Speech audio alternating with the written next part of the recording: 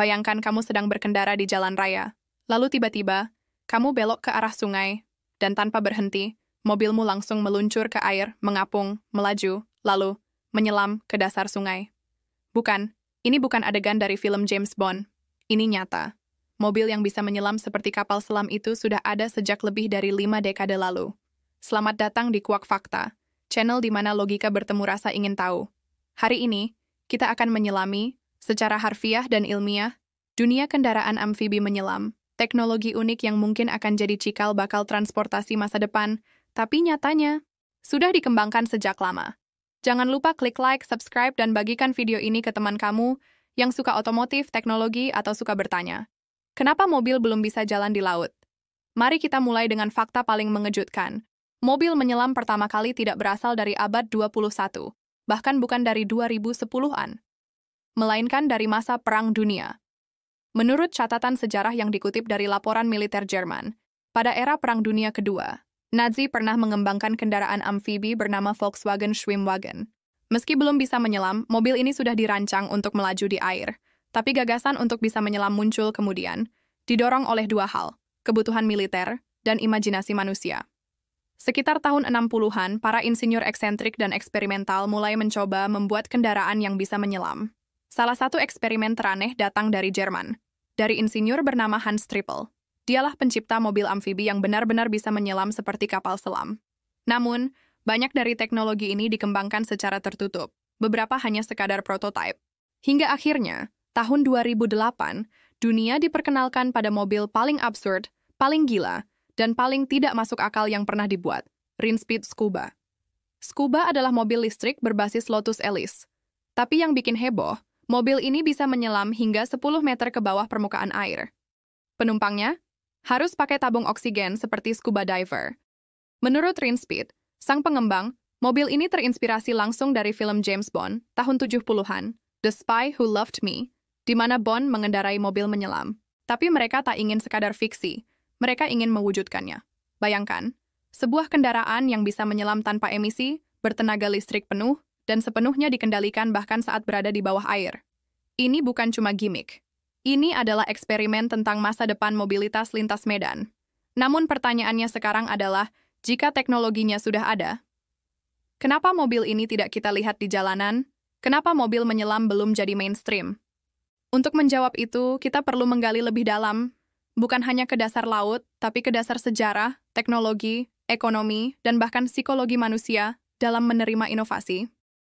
Sekali lagi, kalau kamu baru mampir ke channel ini, pastikan untuk klik subscribe karena kita akan terus membongkar hal-hal yang gak kamu temukan di buku pelajaran.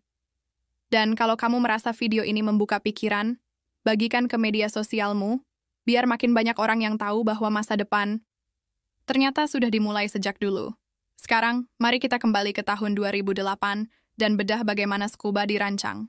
Menurut laporan dari Top Gear dan Wired, Scuba memiliki 3 motor listrik. 1 untuk darat, 2 lainnya untuk propulsi bawah air. Ketika di darat, Scuba terlihat seperti mobil sport biasa. Tapi begitu masuk ke air, mobil akan terbuka. Ya, kamu nggak salah dengar. Atap dan jendelanya akan terbuka saat menyelam. Karena mobil ini tidak menggunakan sistem tekanan udara tertutup seperti kapal selam. Artinya, air masuk ke dalam kabin dan penumpangnya memang harus basah kuyup, memakai alat pernapasan Scuba. Mirip seperti kamu naik motor di dalam air. Tapi tunggu dulu, kenapa mereka tidak membuat mobilnya kedap air saja? Kenapa? Jawabannya sederhana namun mengejutkan. Teknologi untuk membuat kabin tertutup sepenuhnya jauh lebih mahal dan rumit, karena harus tahan tekanan air pada kedalaman tertentu. Apalagi jika ingin menjaga mobil tetap ringan dan efisien. Sebaliknya, dengan membiarkan air masuk dan penumpang memakai alat selam, justru lebih sederhana secara teknik. Tapi tentu saja, tidak praktis untuk digunakan sehari-hari. Scuba tidak pernah diproduksi massal. Hanya 1 unit dibuat, dan hingga kini disimpan sebagai simbol inovasi ekstrim. Namun, ini membuka pertanyaan lebih besar. Apakah kita benar-benar membutuhkan mobil yang bisa menyelam? Mari kita analisis dari berbagai sudut. Pertama, dari sisi kegunaan. Mobil menyelam bisa menjadi solusi untuk situasi darurat di wilayah rawan banjir, misi penyelamatan di area sungai atau danau, operasi militer atau intelijen, pariwisata bawah laut, penelitian lingkungan air. Tapi tentu, Semua itu adalah kebutuhan sangat spesifik. Tidak semua orang butuh kendaraan seperti ini. Maka dari itu, pasar untuk mobil menyelam sangat kecil. Lalu dari sisi hukum dan regulasi, menurut laporan dari International Maritime Organization dan beberapa regulasi transportasi darat, kendaraan seperti ini akan butuh izin ganda. Satu dari otoritas jalan raya, satu lagi dari otoritas pelayaran. Proses ini sangat rumit dan mahal. Selain itu, kendaraan bawah air juga harus lulus uji keselamatan, tekanan, dan navigasi. Semua ini bikin biaya produksi dan sertifikasi menjadi berlipat-lipat lebih mahal dibanding mobil biasa. Dan jangan lupakan satu hal penting, kebutuhan infrastruktur. Mobil menyelam butuh tempat masuk dan keluar air yang aman. Di kota besar, berapa banyak tempat seperti itu? Di sisi lain, ada pertanyaan filosofis yang menarik. Apakah mobil menyelam adalah simbol kemajuan atau sekadar hiburan? Dalam sejarah teknologi, ada banyak penemuan yang sebenarnya luar biasa, tapi tidak digunakan secara luas karena tidak praktis atau terlalu mahal. Seperti jetpack, sepatu anti-gravitasi, hingga pesawat supersonik komersial seperti Concorde. Apakah mobil menyelam akan bernasib sama? Untuk memahami bagaimana mobil menyelam bisa muncul dalam dunia nyata, kita harus menelusuri akar dari teknologi kendaraan amfibi itu sendiri. Mobil amfibi, yakni kendaraan yang bisa beroperasi baik di darat maupun di air, bukanlah penemuan baru. Justru, sebagian besar teknologinya berkembang bukan karena kebutuhan sipil, melainkan karena perang. Menurut dokumentasi dari Imperial War Museums, kendaraan amfibi pertama kali digunakan secara signifikan dalam Perang Dunia Kedua. Pada masa itu, kendaraan seperti DUKW yang dikenal sebagai DUK dirancang oleh militer Amerika Serikat untuk misi pendaratan dan pengiriman logistik melalui perairan dan daratan yang sulit dijangkau. DUKW ini bukan mobil menyelam, melainkan truk amfibi. Namun, teknologi dan filosofi di baliknya membuka jalan bagi munculnya kendaraan serbaguna yang bisa beroperasi di berbagai medan. Salah satu tokoh penting yang perlu disebut adalah Hans Trippel. Ia adalah seorang insinyur asal Jerman yang menciptakan mobil amfibi bernama Amficar. Mobil ini diperkenalkan pada awal tahun 60-an dan menjadi satu-satunya mobil amfibi yang diproduksi secara massal untuk konsumen umum. Bayangkan sebuah mobil kecil, lucu, dengan desain klasik era tahun 60-an, namun mampu melaju di sungai sejauh beberapa kilometer. Mobil ini dipasarkan bukan sebagai kendaraan darurat, tetapi sebagai kendaraan liburan untuk para pecinta petualangan. Menurut arsip otomotif Jerman, lebih dari 4.000 unit Amficar diproduksi, sebagian besar dijual di Amerika Serikat. Tapi sayangnya, karena keterbatasan teknologi, perawatan yang rumit, dan kecepatan yang lambat di air, Amficar tidak pernah benar-benar sukses di pasar. Namun satu hal pasti, Amficar membuktikan bahwa masyarakat sipil punya ketertarikan terhadap kendaraan amfibi. Sayangnya, ketertarikan saja tidak cukup untuk membuat sebuah produk bertahan lama. Kini, hanya beberapa ratus unit Amficar tersisa, dan menjadi barang koleksi yang sangat mahal. Tapi warisan Amficar tidak hilang begitu saja. Ia menjadi inspirasi bagi inovator selanjutnya, termasuk Rinspeed Scuba. Pertanyaannya, kenapa dari sekian banyak mobil amfibi, hanya Scuba yang bisa menyelam? Jawabannya adalah karena menyelam adalah urusan yang jauh lebih rumit daripada sekadar mengapung.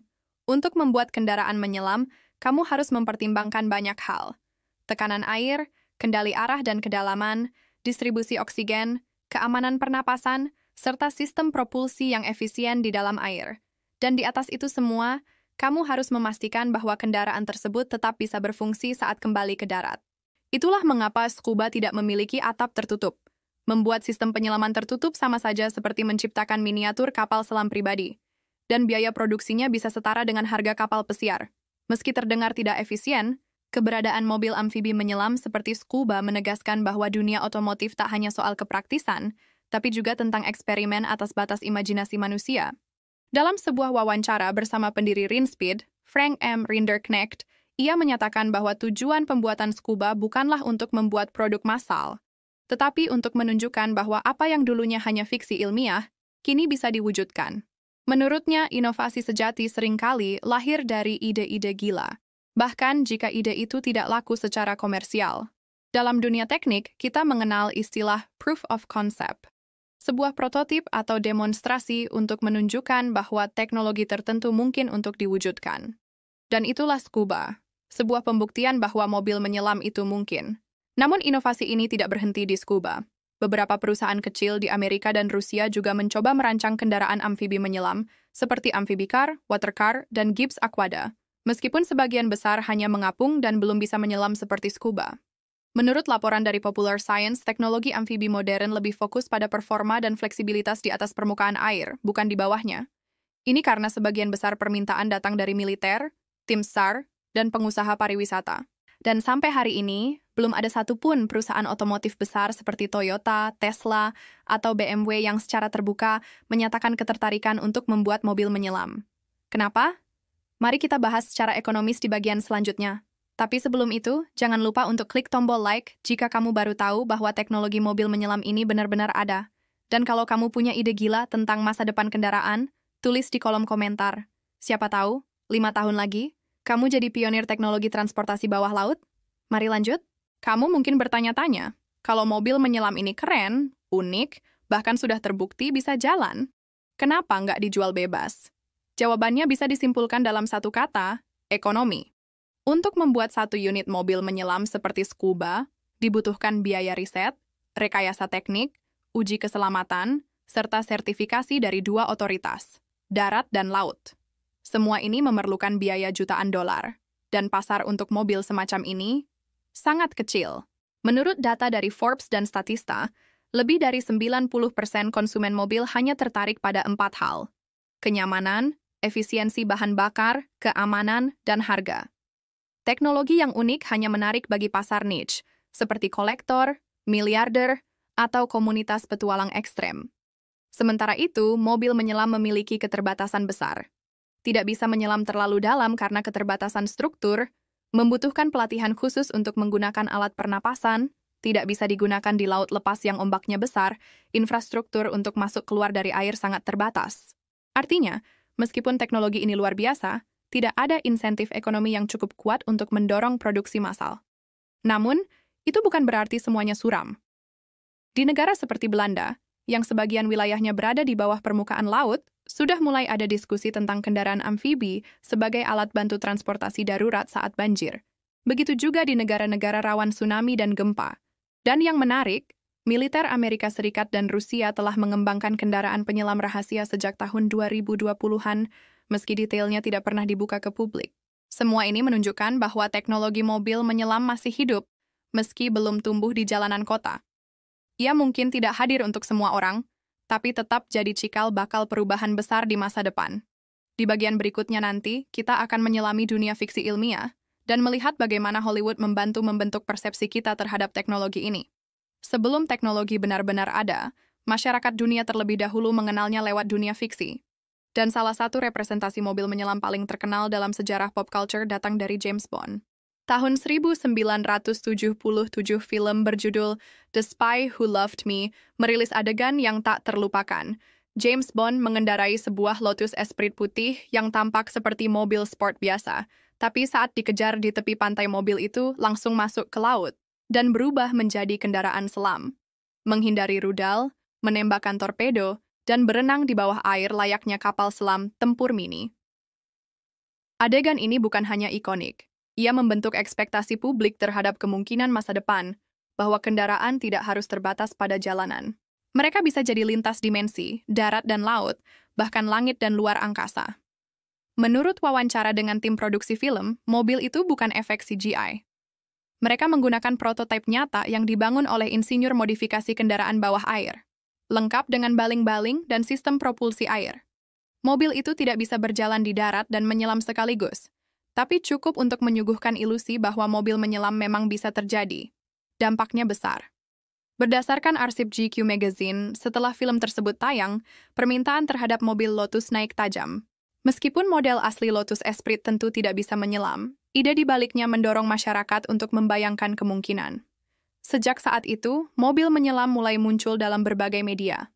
Di film animasi seperti The Incredibles dan Cars, di serial kartun seperti Inspector Gadget atau Batman, di animated series, bahkan dalam dunia video game seperti Grand Theft Auto V, di mana kamu bisa membeli mobil futuristik bernama Stromberg yang bisa menyelam dan menembak rudal bawah laut. Fiksi ilmiah bukan hanya hiburan, ia adalah alat prediksi teknologi. Menurut peneliti media dari Universitas Stanford, Fiksi ilmiah seringkali menjadi langkah awal dalam membentuk pemahaman masyarakat terhadap teknologi baru. Contohnya, konsep video call pernah dianggap mustahil hingga muncul di Star Trek tahun 60-an. Mobil terbang dipopulerkan oleh The Jetsons dan kini sedang dikembangkan oleh beberapa startup.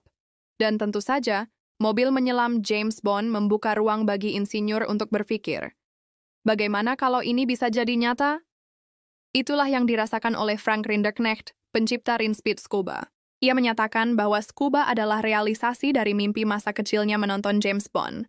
Dan lewat teknologi modern, ia mencoba menghapus garis antara kenyataan dan imajinasi.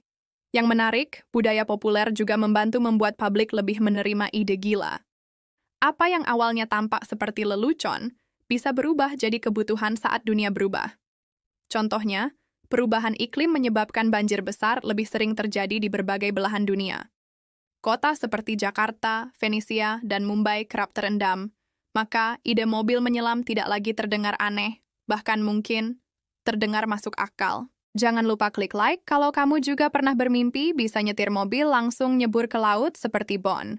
Dan tulis di komentar, menurut kamu film mana yang paling memengaruhi bayanganmu tentang teknologi masa depan? Seiring berkembangnya teknologi, masa depan mobil tidak hanya tentang mesin atau bentuk, tapi juga tentang otak di baliknya. Hari ini kita mengenal istilah kendaraan otonom, mobil tanpa pengemudi yang bisa berjalan sendiri menggunakan sensor, AI, dan pemetaan digital. Perusahaan seperti Tesla, Waymo, dan Baidu sudah mengembangkan mobil ini untuk digunakan secara luas. Pertanyaannya, bisakah mobil menyelam juga menjadi otonom? Secara teori, jawabannya, bisa. Menurut laporan dari MIT Technology Review, sistem AI modern sudah cukup canggih untuk membaca kondisi kedalaman, suhu air, arus bawah laut, hingga posisi benda asing menggunakan sonar dan lidar. Teknologi ini sudah digunakan di kapal selam militer dan drone bawah air.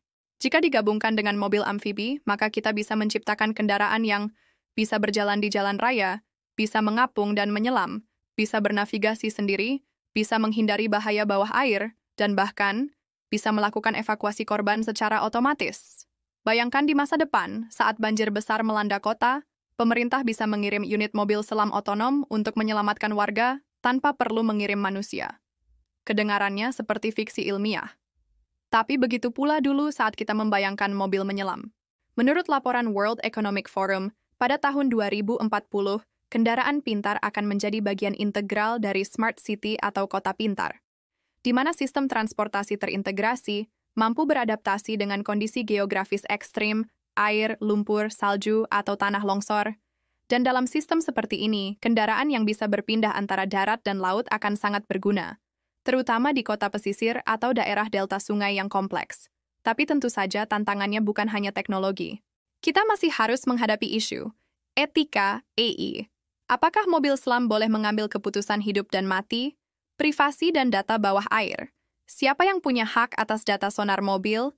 Dampak lingkungan. Apakah kendaraan ini ramah laut? Apakah propulsi listrik akan mengganggu ekosistem bawah air? Semua ini menunjukkan bahwa kendaraan menyelam bukan hanya persoalan teknis, tapi juga sosial dan politik. Namun satu hal yang pasti, mobil menyelam bukan ide yang ditinggalkan. Ia sedang menunggu waktu, menunggu situasi, menunggu kebutuhan yang mendesak, agar ia benar-benar dibutuhkan.